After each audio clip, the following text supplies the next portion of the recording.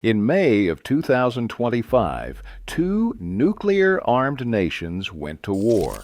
Not a skirmish, not a border flare-up, a real war with missiles, fighter jets, drone swarms, and at least 114 combat aircraft in the air at the same time, engaged in the largest aerial battle between nuclear powers in modern history.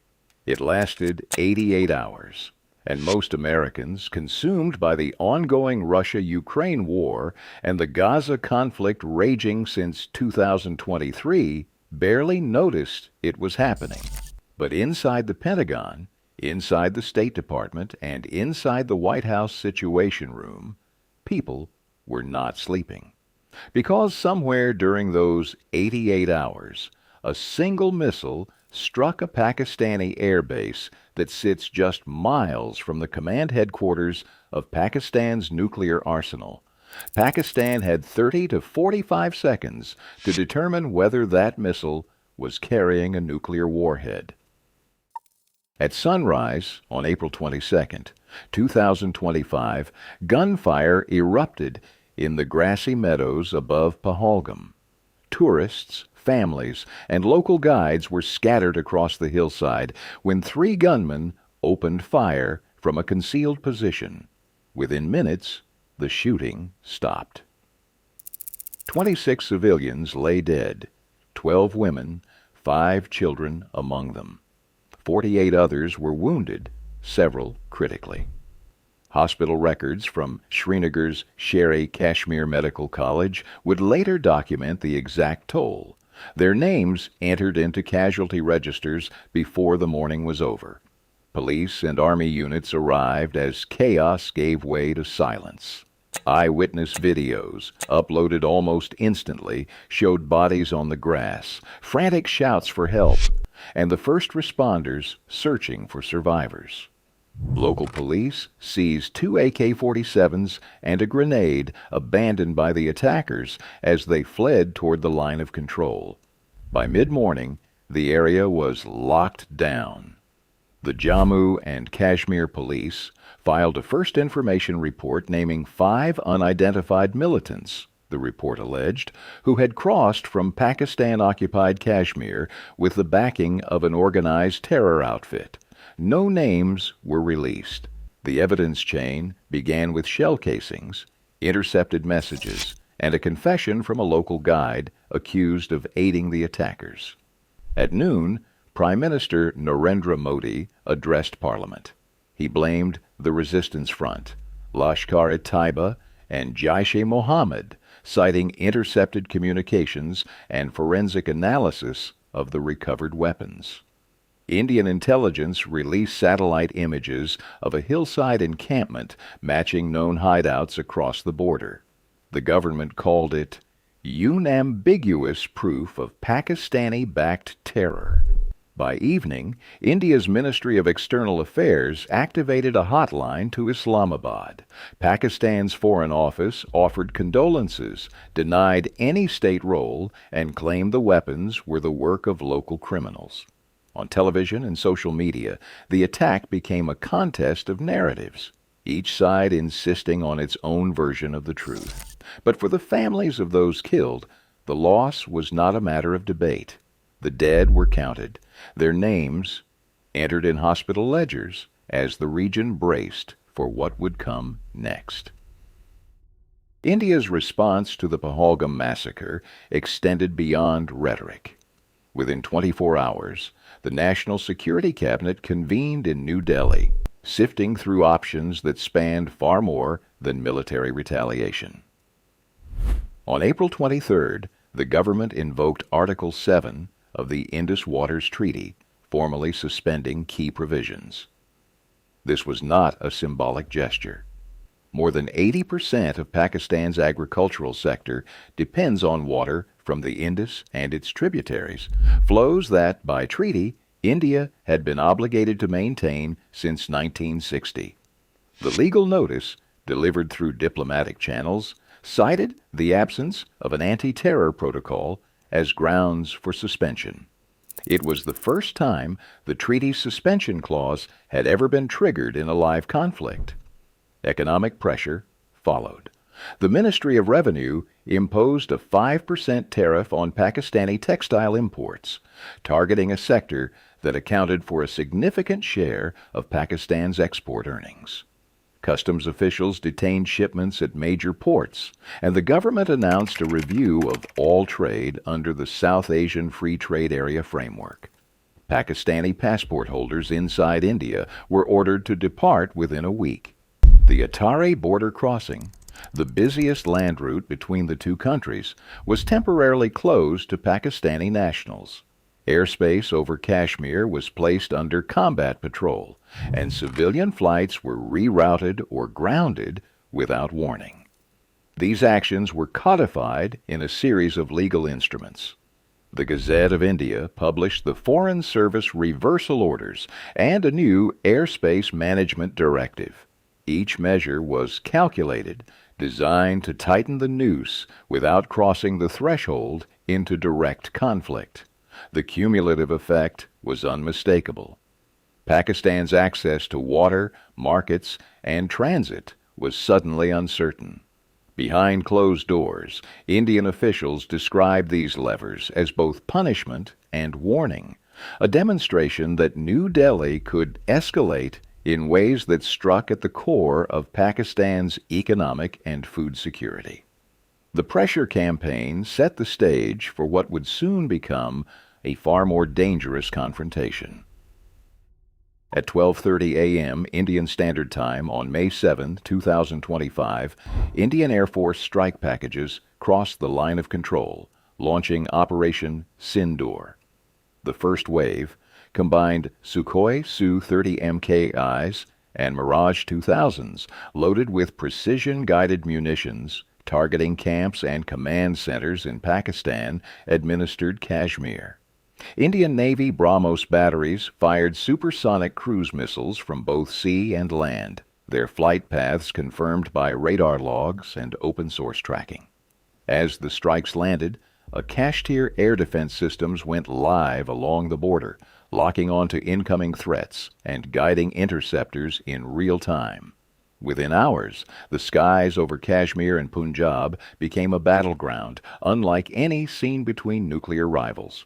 By midday, a total of 114 combat aircraft, Rafales, Su-30 MKIs, and MiG-29Ks on the Indian side, and J-10Cs, F-16s, and Mirage 2000s from Pakistan were airborne simultaneously. Open-source ADSB data captured a dense lattice of flight tracks, each representing a live sortie in the largest beyond visual range engagement ever fought by nuclear-armed states. Squadron leaders on both sides coordinated waves of BVR missile launches, relying on indigenous radar networks and electronic countermeasures developed over the past decade. Engineers monitoring Kashmir terminals in hardened bunkers watched as loitering munitions and anti-radiation drones suppressed enemy air defenses, clearing corridors for follow-on strikes. The Indian Air Force's after-action report later tallied more than 180 sorties in the first 48 hours alone. Each engagement, each missile fired, carried the risk of escalation. One misidentified radar blip, one stray missile, and the calculus could shift from conventional war to something far more catastrophic. The world outside South Asia barely registered the scale or the stakes, but inside command centers from Delhi to Islamabad, every minute brought new decisions with global consequences. A Maxar satellite image, dated May 13, 2025, captured the aftermath at Nur Khan Air Base. The photograph revealed a crater nearly 12 meters wide, gouged into the northwest apron, and the collapsed roofs of two transport hangars. Debris fields stretched across the tarmac. Thermal imaging from the same window recorded a surge of heat, 45 degrees above ambient, lingering for hours after the strike. But it was the crater's position that drew the closest scrutiny. Measured against geospatial overlays, The blast epicenter sat just 280 meters from the headquarters of Pakistan's Strategic Plans Division, the nerve center for nuclear command and control. In those first moments after impact, the men and women inside the SPD's reinforced bunker faced a decision that no simulation could fully prepare for. Sensors tripped, alarms blared, and the digital clock began its silent countdown. According to testimony given in the Pakistani parliament, the senior duty officer had between 30 and 45 seconds to determine whether the incoming warhead was conventional or nuclear. The Qadir Early Warning Network, designed for rapid missile detection, offered only a sliver of time, barely enough for a single phone call, a single order, or a single mistake. DSB logs from that night show an abrupt disappearance of multiple PAF transport aircraft from civilian radar feeds. Local social media in Rawalpindi and Islamabad recorded distant flashes and a muffled concussion.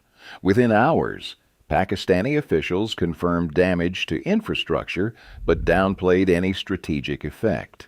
Yet the forensic evidence was clear. The strike had come within line of sight of the country's nuclear command. The difference between a conventional air raid and a line-of-sight nuclear exchange in that hour was measured in meters and seconds. For outside observers, the world's brush with catastrophe was invisible, just another headline lost in the churn of global news. Inside the command centers, the margin for error had narrowed to a razor's edge. On May 10, 2025, President Trump declared a ceasefire on Truth Social and posted the message, "Trade will be great again if they stop fighting." Screenshots of his announcement, shared widely, became the backbone of the United States narrative.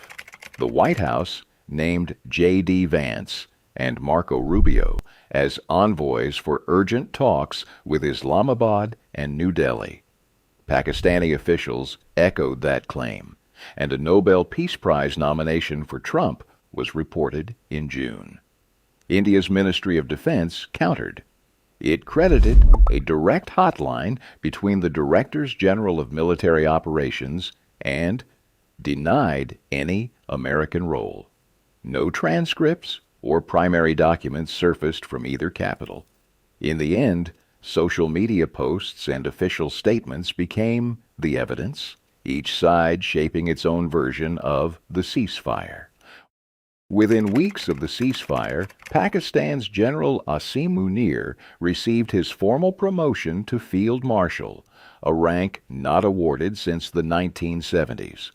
The announcement, issued by the Ministry of Defense on June 3, 2025, was widely interpreted as recognition for navigating the country through the most dangerous crisis since partition.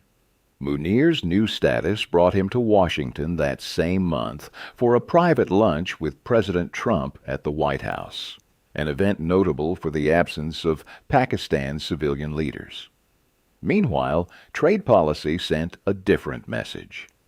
The United States imposed tariffs of nearly 50% on Indian exports, while capping Pakistani tariffs at 19%, reshaping the flow of South Asian goods through American ports.